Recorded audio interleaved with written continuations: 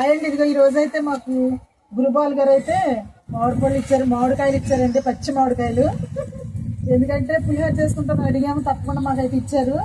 మరి ఇప్పుడైతే తీసుకెళ్ళి మేమైతే పులిహోర చేసుకుంటామండి. చాలా థ్యాంక్స్ అండి,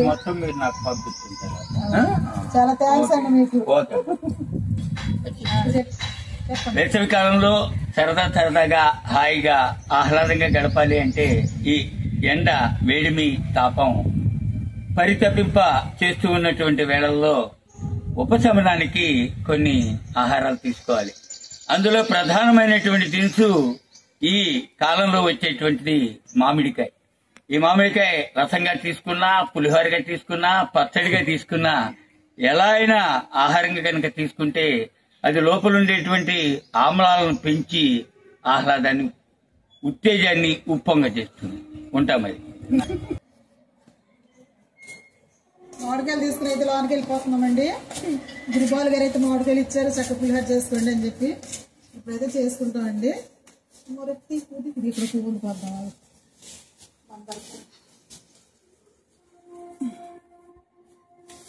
పులిహోర బాగుంటుంది, చాలా బాగుంటుంది.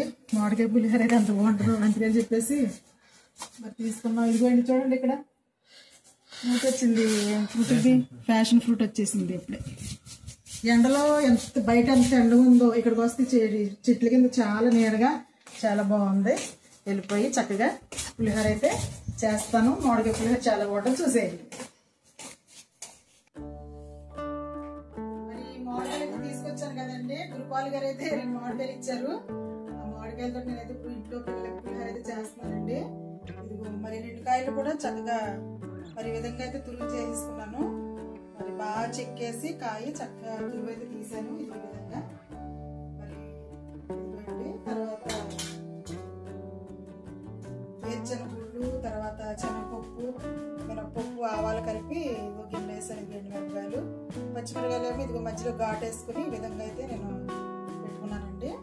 ఇప్పుడైతే నేను పులిహోర అయితే తయారు చేస్తాను. ఒక కేజీ బియ్యాన్ని అయితే తయారు చేస్తానండి. చూడండి, బియ్యాలు ఇచ్చాను, అయితే ఆయిల్ పోస్తున్నానండి. ఇందులో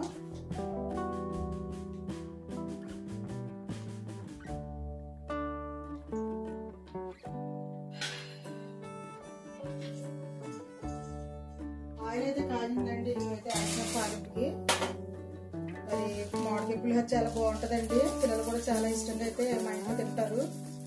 నేనైతే ఇప్పుడు తాలింపుకి అయితే శనగగుళ్ళు వేసానండి. తర్వాత ఈ యొక్క శనగపప్పులు ఇవన్నీ కూడా ఆవాలు, మినపప్పు అన్నీ వేసాను.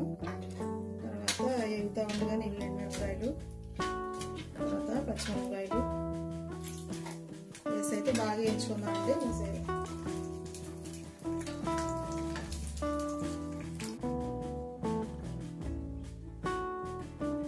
తాలింపు వేస్తా ఉంది పులిహోరలోకి.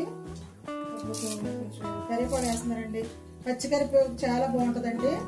మరి పులిహోర కల్లా పచ్చి కరివేపాకు బాగుంటుంది. కొంచెం ఎండినా కానీ అంత టేస్ట్ ఏమనిపించదు. కాబట్టి నేనైతే ఇప్పుడు మా మిద్ది తోటలో నుంచి కరివేపాకు చాలా ఫ్రెష్గా కోసుకొచ్చుకున్నానండి. ఇది కూడా వేసి వేసుకున్నాను.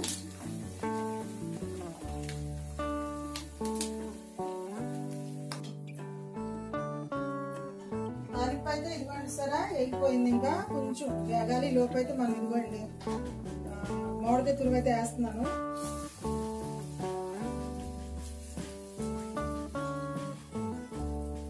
కొంచెం అయితే ఉంచాను సరే, అన్నంలో కలుపుతామండి, చాలా బాగుంటుంది. పచ్చి తురుము కలిపేసరికి చాలా టేస్టీగా అయితే ఉంటుంది. అందుకని చెప్పేసి కొంచెం అయితే ఉంచానండి. ఈ విధంగా కలుపుదాం, ఉడికించుకుందాం.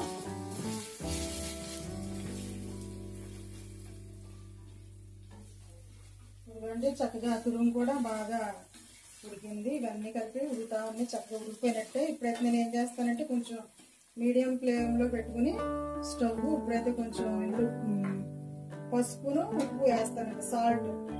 ఇప్పుడైతే పసుపు వేస్తున్నాను. పసుపు వేసిన తర్వాత చక్కగా తిప్పుదాము. మామిడికాయ పులిహోర అంటే ఇష్టపడలేని వాళ్ళు ఎవరో ఉంటారండి, చాలా బాగుంటుంది. ఎండాకాలం వస్తేనే కదా మన సీజను. మా ఇంటి పక్కన గురుపాల్ గారు మా ఇంటి పక్కనే అండి వాళ్ళ ఇల్లు అయితే. అయితే వాళ్ళ చెట్లు ఉందండి, చాలా పెద్ద చెట్లు ఉన్నాయి వాళ్ళ ఇంటి దగ్గర, మామిడి చెట్లు. అయితే 2 కాయలు అయితే ఇచ్చారు మాకు. అవి చూడగానే పులిహోర చేసుకోవాలనిపించేసింది. అందుకని చెప్పేసి నేనైతే రోజు పిల్లలకి పులిహోర అయితే చేసేస్తున్నానండి. సాల్ట్ కూడా వేస్తున్నాను ఇందులో.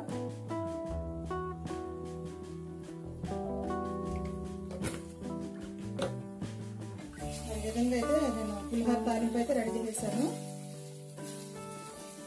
ఇది ఆపేసుకున్న తర్వాత అన్నం తీసుకుని కలుపుకున్నాను. ఇదిగోండి పులిహోరకి అయితే రెడీ అయిపోయింది కదా. ఇప్పుడైతే ఆపేస్తున్నాను పొయ్యి. చాలా చక్కగా అయితే మరి ఈ విధంగా ఇదిగోండి మంచిగా ఉడికింది. ఇప్పుడైతే ఇది ఆపేసి నేనైతే అన్నం తీసుకుని కలుపుతానండి.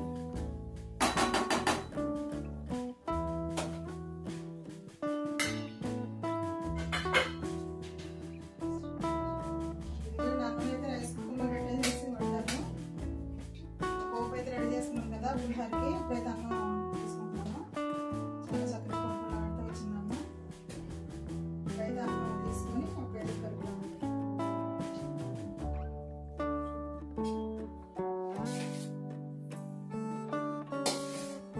అన్నం అయితే తీసాను, ఆగింది. ఇది మామిడికాయ తురుము కొంచెం ఉంచారు కదా పచ్చిది, ఇదైతే వేసి కలుపుదామండి. కొంచెం ఇలా పచ్చి తురుము వేసి కలిపితే చాలా బాగుంటుంది, బాగుంటుంది.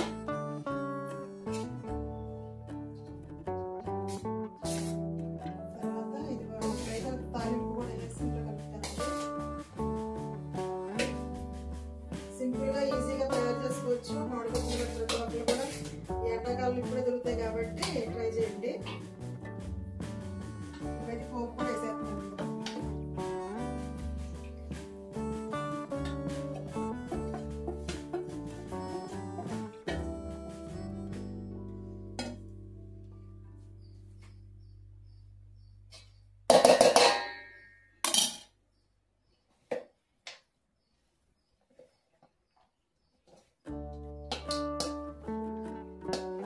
ఇది కలిపేసుకున్న తర్వాత ఒకసారి ఉప్పు చూసుకుందాం. ఒకవేళ ఉప్పు కానీ సరిపోకపోతే కొంచెం వేసుకుందాము. ఈ విధంగా ఇలా కలిపేసుకోవాలండి బాగా.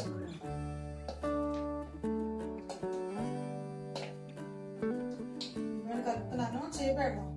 అసలు పులిహోర కల్లా చెయ్యే పెట్టి కలపాలి, టేస్టే వేరనమాట. కొంచెం పచ్చికరేపాకు వేస్తామండి. ఎంతకైతే నూనెలో వేయించాం కదా, పచ్చికరేపాకు వేస్తాం.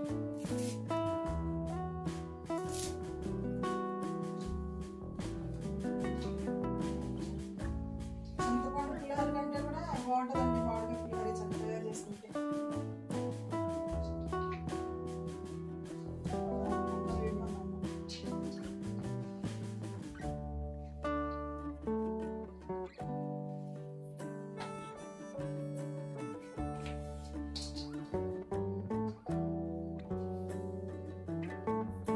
ఇదిగోండి పులిహోర అయితే రెడీ అయిపోయింది. మామిడికాయ పులిహోర. బాలుగారు, గురుబాలు గారు 2 కాయలు ఇచ్చారు. ఆ కాయలతో పాటు ఇదిగో మా పిల్లలకైతే చక్కగా పులిహోర అయితే రెడీ చేసేస్తాను. ఇప్పుడైతే పిల్లలందరూ తింటారండి. మరి ఉప్పు సరిపోయింది లేదో చూస్తానండి నేను, ఎందుకంటే ఇంకా కొంచెం డౌట్ గా ఉంది.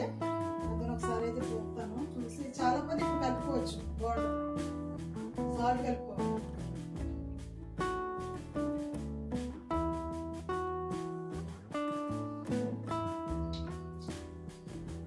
ఉప్పు అయితే సరిపోయిందండి, ఎందుకంటే మేము కొంచెం సప్పగానే తింటాము.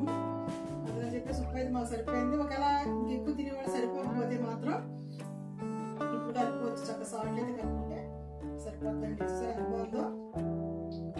ఇదేనండి ఈరోజు మామిడికాయతో అయితే నేను పులిహోర అయితే మా పిల్లల కోసం రెడీ చేస్తాను. చూసారు కదా, మీరు కూడా ఒకసారి ట్రై చేయండి. ఈ వీడియో కనుక మీకు నచ్చినట్లయితే తప్పకుండా లైక్ చేయండి, షేర్ చేయండి, సబ్స్క్రైబ్ చేయండి. బాయ్ అండి.